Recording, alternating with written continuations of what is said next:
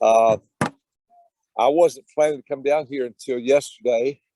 I heard that the group that was coming, Mark Ottenwell, and I wish Mark could have been here, and his group, Dennis Pickens is a young man that leads that group. And Mark is a doctor. I've mentioned y'all to him before, mentioned him to y'all before. And I've asked him about coming to speak at Tuskegee University because he spent maybe 20, 25 years in Africa working with AIDS patients there when the AIDS epidemic broke out. And Mark is an amazing physician, took his 3 young children there, moved to Ivory Coast, raised them there, and started a clinic for AIDS patients because there was such an epidemic. It was killing people, creating huge problems with orphans, and going to make disciples there. So I hope they'll be able to come soon. Dennis' dad actually died this week. I didn't know that. Dennis came to us his first year out of Ole Miss and met somebody and became a Christian, Alex Jackson. And I remember getting to know Dennis, and his folks live out in rural Mississippi, just on the other side of Meridian. At that time, I was traveling through there almost every week, so I'd stop by and have dinner with them, take them pies from Cracker Barrel and things like that. Got to know him really well. So I was really sad to hear about his dad passing away. And I know they want to come back and be with you guys sometime soon. So that'll be a real treat to look forward to. But Mark's stories about Africa are just amazing. Things he's done there. He knows a lot of the government officials. He's been carjacked in Johannesburg, out in the really rough parts of Johannesburg. It's a very dangerous place. Soweto. He goes into the poorest communities to help people. And it's just amazing getting to know a guy like that. So if he comes down and hopefully brings Lynn with him, then they're retired now, basically. But he's a physician and a missionary guy. But just spend time around people like that. They rub off on you, and you gain something from them, and they gain things from you too. And really, that's, folks, my lesson today. Y'all may get the impression I have the same sermon every time I come down here, and that's based on Philippians 4:8 or 4:9, where Paul says, whatever you have learned or received or heard from me or seen in me, put it into practice, and the God of peace will be with you. So, I told you that I challenged the Boston church as I was moving away from there. I handed out note cards and said, I want you to write something you learned from me that you're going to put into practice. I did that in churches across China and other places, because when I spend time with you, I have fun, but I'm not just here to be a nice guy or to go teach something at the university or teach some kids in schools. My goal is to help you become more like Jesus. And I want that to really grow in your heart. You're going to graduate, a lot of you, and go other places. And you're going to have an impact like brothers and sisters are. I tell about you guys all over the world, really. Y'all are such an amazing example to me, because you not only, we've seen a lot of baptisms, more than that, we see you grow in the Lord. You grow and mature, and you help each other. And I appreciate how much you older brothers and sisters, not just the old people like Ken, but the older campus brothers and sisters and the singles, have devoted yourself to teaching one another to be more like Jesus. So, I don't have to worry about that, because y'all do such a great job of helping one another. And then when you go out places, Taylor's telling me she wants to go to Nebraska for some reason. Ain't nothing in Nebraska. On the way down here, I was texting a brother in Kansas. I baptized him 40 years ago, and he moved back home to Kansas. He told me he was a young man when I baptized him. He said, the state tree of Kansas is a telephone pole, because there ain't no trees there. There ain't nothing there. Now, Nebraska may be a little different. I ain't spent much time in Nebraska. But she's got some reason she wants to go up there, so I'll help her out. And of course, Devontae and his lovely wife with Jasmine are there, and a lot of really wonderful things. So, but you're going to go and you're going to have an impact wherever you go, guys. Some of you will be away for the summer. Some of you students, you're going to go somewhere because you have an internship, or you're going to work with your family, or you're going to work at camp, or whatever you're going to do. You're not going to do an internship with some corporation. You're going somewhere to make disciples. You're not going to just spend the summer with your family. You're going to show them that you become more like Jesus. You're going to wash the dishes when you need to. You're going to help clean up the house. Don't sit around, just take it easy and let mom and dad do everything for you. Rather, you get up and you help out a lot, because they need to see that there's a difference in you because you're following Jesus. And that goes for you old people too, Ernest. That means you got to be that way with your wife. I cook dinner for my wife every day because she don't like to cook. She was a really good cook, but she never liked to cook, but she cooked for 40 years or something. When I retired, I just started cooking every day because I like to do that for her. Husbands, that's a good thing to do for your wives.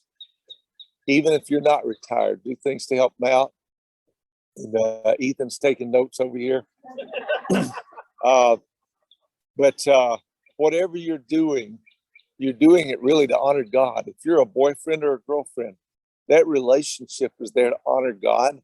People are going to notice that. They're going to want to know about Jesus because of the way you treat each other, because you are righteous. My son-in-law, Michael Kadinsky, led several church plantings. Some of you have met Michael. He's a great guy. Born in Russia, grew up in Boston, very privileged.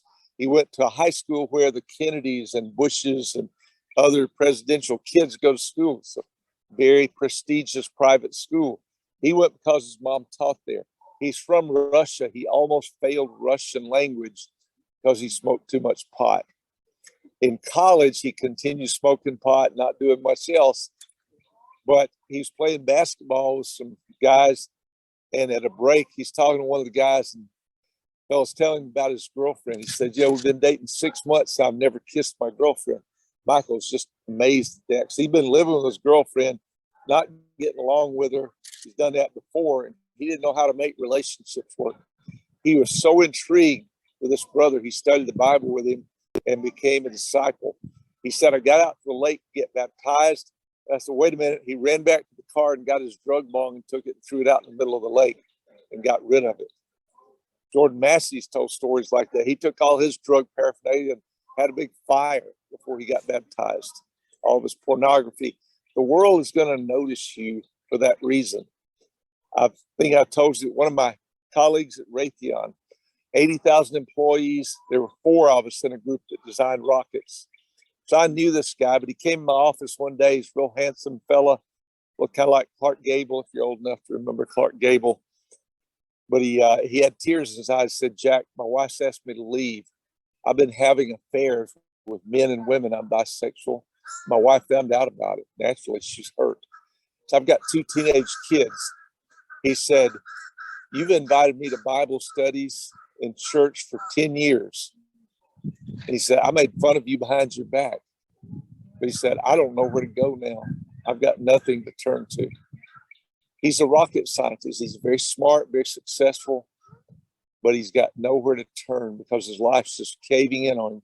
That's going to happen with doctors, with physicians, with government leaders, other people.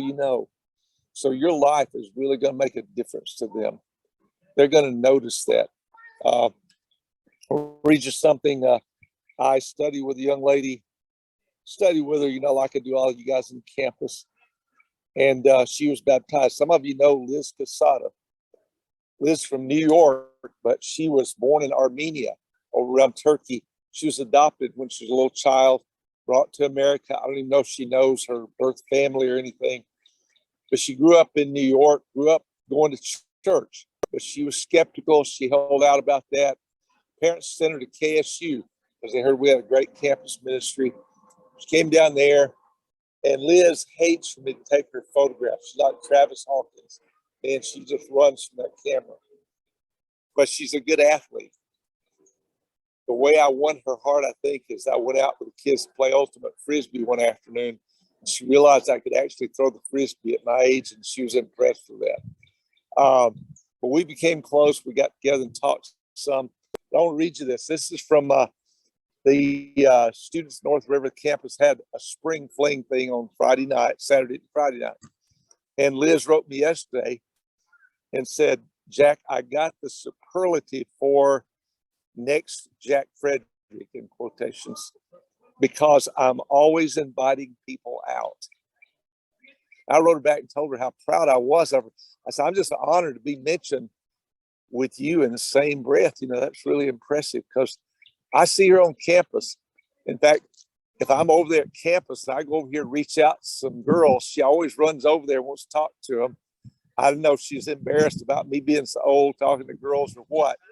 I think she just wants to get in on the action, you know, and bring somebody out. So I always see her bringing visitors, and she's even lightened up. She told me on the day she got baptized about a month ago that I could take her pictures that day. So we took lots of photographs together. And I got a text from her dad. I'll read that to you. I've never met him. Said, Jack, this is Joe Casado in New York, my awesome brother. I just want to say thank you so much for all the hard work and love that you show those campus kids, especially the time and attention you've given to my daughter to get her in a great place to surrender to Lordship. So, yeah, I don't get many of those responses, but it really is great when I hear from parents like that. And I do pour my heart into you guys, every one of you, when I have a chance, and not just in you campus people, you older guys too. And I do that because I really care about you. And I want you to go out from here. And when you're 70 years old, like I am, I want you to be helping young people and old people too. Yesterday, I drove to North Alabama, close to where Ethan lives. My father's buried over there, and every spring they have a decoration day, they call it. It's a cemetery. So you go over and put new flowers on. And this is the day before. So I guess my brothers always go the day before and clean up and fix things up. I wanted to see my brothers, so I drove over there. It's like 5 hours each way. And I wanted to make a one-day trip, so I hate being away from Gail. I like being home with her. But on the way over there, I stopped to see an old man in Huntsville, Alabama. He was one of NASA's first employees. He's 94 years old. Married a girl who was in the Miss America pageant in 1949. It's a beautiful lady. She died 10 years ago. Clyde's 94. Clyde now can't walk. And he can't even say words. He's laying in bed. I went by and woke him up, and he smiled. He was just grinning big time to see me. He loves me to come by. Clyde was one of NASA's first employees. After he retired from NASA, he started businesses just to make money to help people. And so he's made millions of dollars and given it to others. He's really successful, but that's not important to him. Up until last year, he typically baptized 5 or 6 people a year, most of them in their 20s and 30s, because he was so diligent about sharing his faith with people. And he's such a joy to be around. As I got over close to my brothers, they were at some place picking up flowers for the graveyard. And I stopped at a little place, stopped at a home just a block or two away from them, because there's another old man who's in his 90s. I knew him when I was a kid. He was a minister, and I wasn't interested in church. But his brother used to help me. His brother took my brother and I to church with him. This is when I was a young kid. And we were very poor because my dad left mom with 6 boys to raise by herself. And so this man and his family, hey, Gino, come on in, brother. This man and his family, Roy Davis,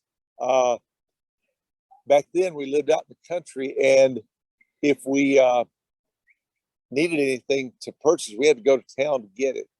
So on Saturdays, country people would go to town, and sometimes Roy would take my brother and I with him to town to get groceries and things for his family.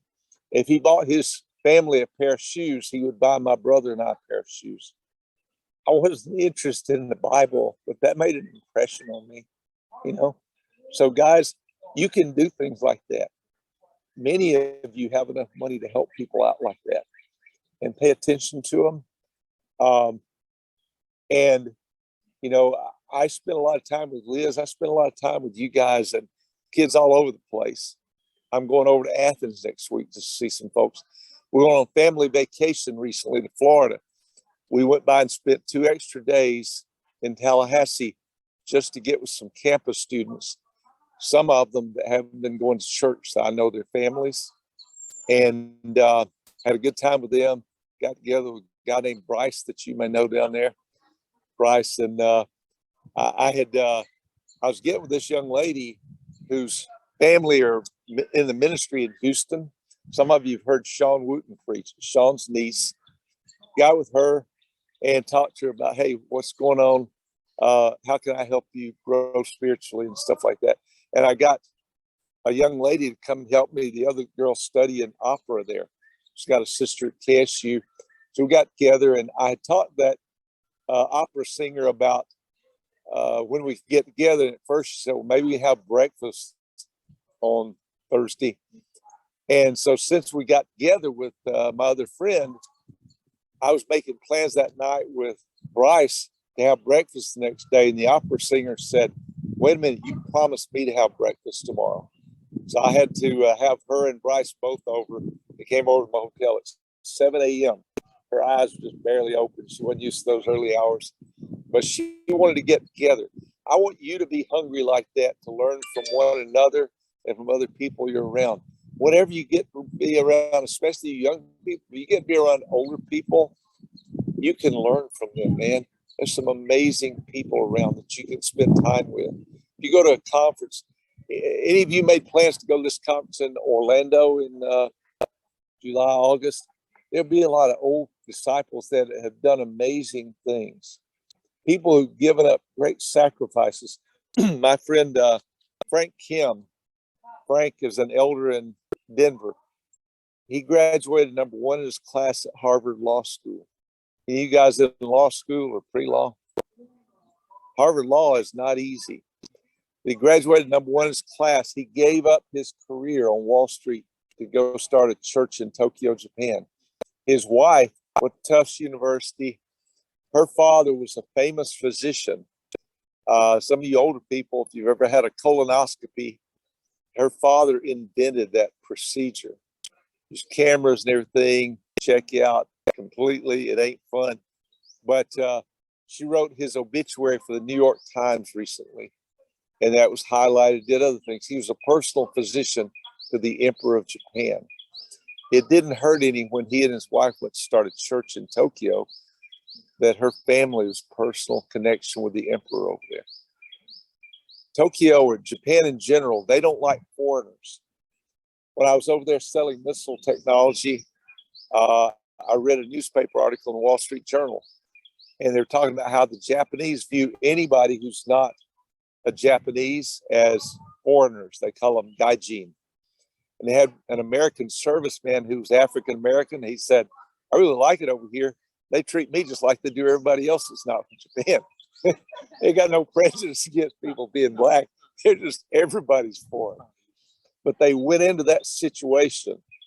When I was there was a group of about a dozen college students baptized in America and two old people in their 70s. It's before Frank and Erica came.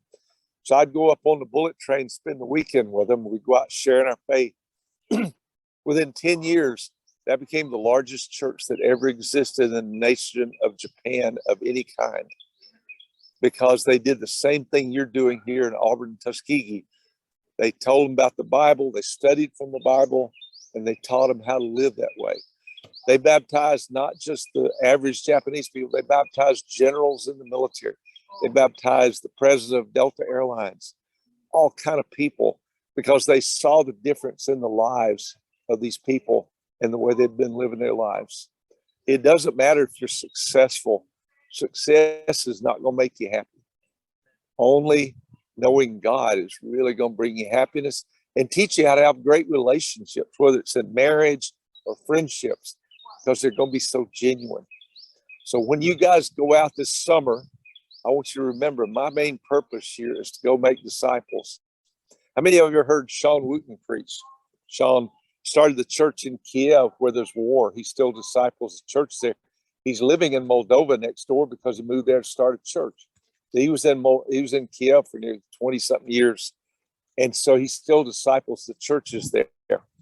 But Sean grew up in Kansas. He was a tennis player. He's a very introverted guy. He said, I was in pre-med, but I found out I was going to have to take a speech course in public speaking. And he said, I dropped out of pre-med, went into engineering. Good old engineers, they know we don't like to talk, that ain't a fun thing to do for most of us. So Sean went into engineering, studied that. His junior year, he got a job in the Hamptons in New York, very wealthiest area where all the rich people go for vacations. He was a tennis pro there in the Hamptons, and he worked for a fellow. This was in maybe 1990. The guy who ran the country club there and was a money manager for a guy named Donald Trump. That was way before Donald Trump ever became president, but he was very wealthy. This guy managed his money. He's also in charge of appointing people to go to Harvard Business School. Harvard Business School is very selective. It's really tough to get into and tough to get out of.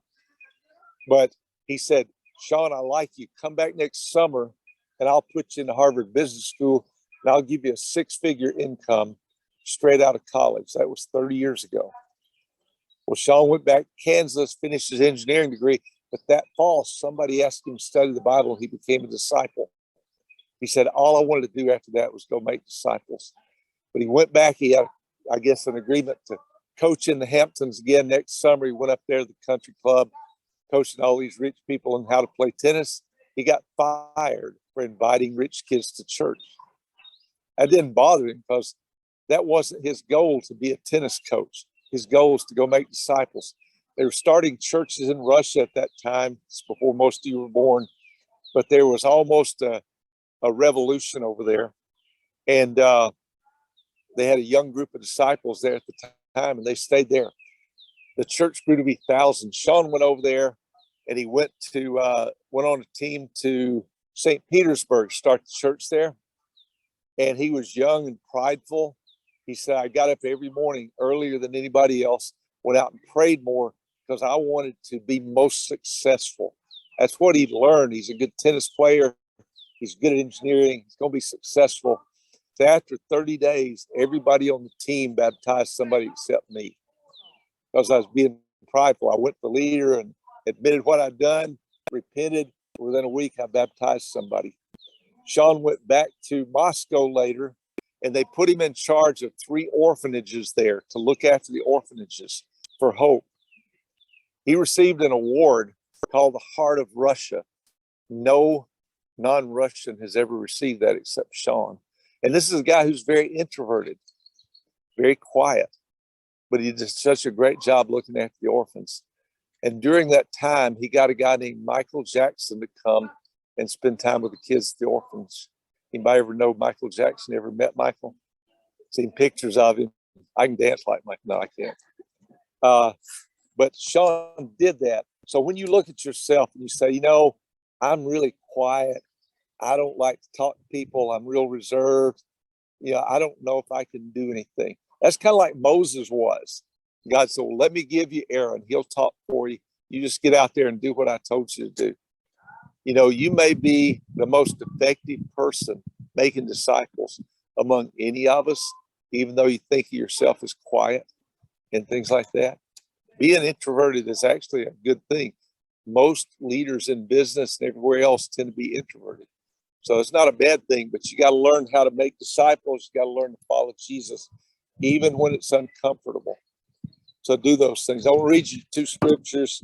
One's from 2 Kings chapter 2. It ain't like I haven't read this to you guys before. 2 Kings chapter 2. Elijah in the book just before that, Elijah had a big confrontation with the prophets of Baal, who were Jezebel's chosen priests and all this. And they had a duel. They went out to this mountain and they built altars and put their sacrifice on the altar. So, okay, we're going to pray for our gods to burn the sacrifice. We're not going to light them. And the prophets of Baal prayed all day and they got frustrated. They're tearing their clothes. They're cutting themselves. They're throwing dust in the air. Elijah's over here making fun of him. Said, maybe he's asleep. Maybe he's gone to the bathroom and he can't hear you. And so finally they gave up, and Elijah told his guys, pour some water on the sacrifice, soak it. They built a moat around it. There's so much water on the sacrifice and the wood that there's water standing in the moat. And then he prayed for God, and God brought down fire and consumed the sacrifice, and they killed those 400 evil prophets. And that made Jezebel mad, and she said, may God do so to me and worse if I don't kill you by tomorrow. And that very brave prophet got scared of that little girl and ran off out in the wilderness. And no disrespect to you girls, some of y'all are mean to you. I'd be scared of you too.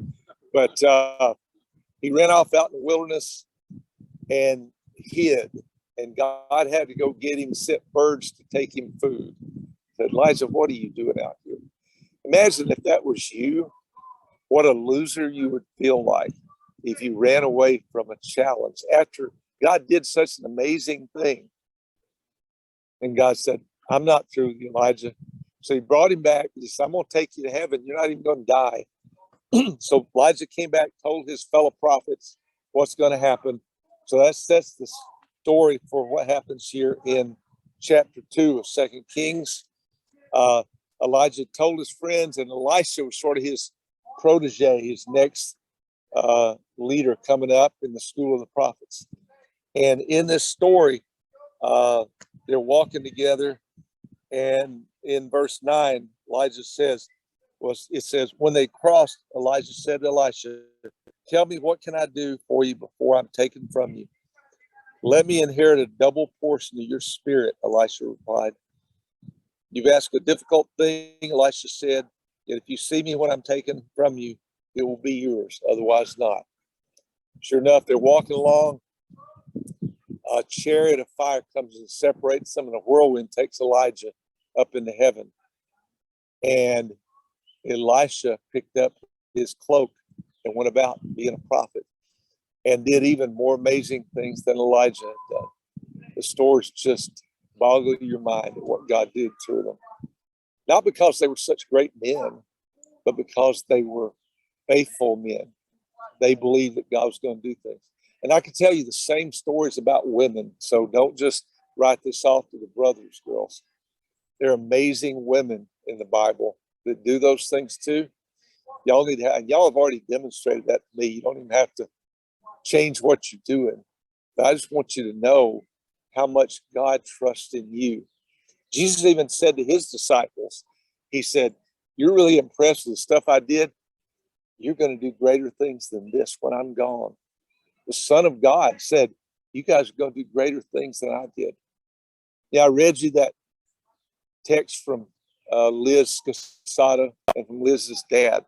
That's amazing to me. I went by to see those two old men in their 90s yesterday because I've learned so much from them.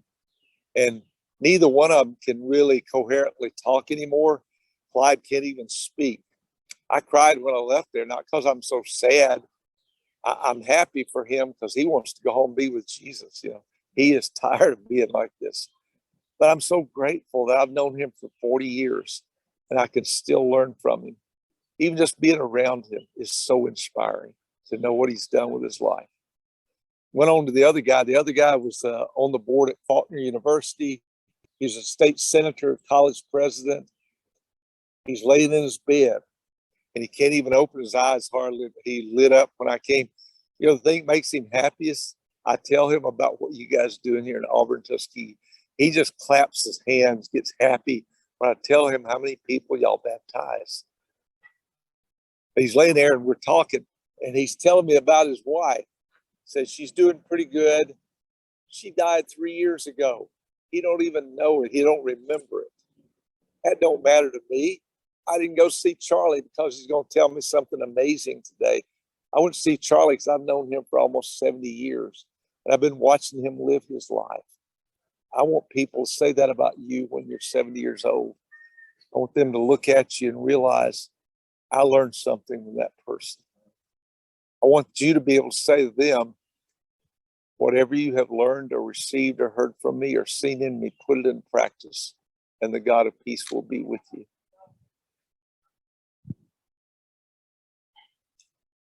I want you to be thinking about this summer, what you're going to do, where you're going to be, who you're going to spend time with, and who you're going to learn from. And when you move to other places, Don't just settle into, oh man, I'm doing my job and do a great job, but meet some people who are going to shape you further to be like Jesus. And don't just talk to people. I was talking to a young lady last year. She's going to Harvard Law School, and she's strongly opinionated. I said, Chloe, you're only talking to people your same age. You don't talk to anybody old like me. You need to get out of here and start talking to people that think differently than you do. Don't be afraid of challenges, and be very humble, especially to listen to older people. They've been through a lot of life. They may look like they're not quite as sharp on the ball as you are, but they've been through a lot of challenges and they still kept their faith. Hold on to those things and learn from them and become like them in that way. And one more thing I wanted to mention to you before I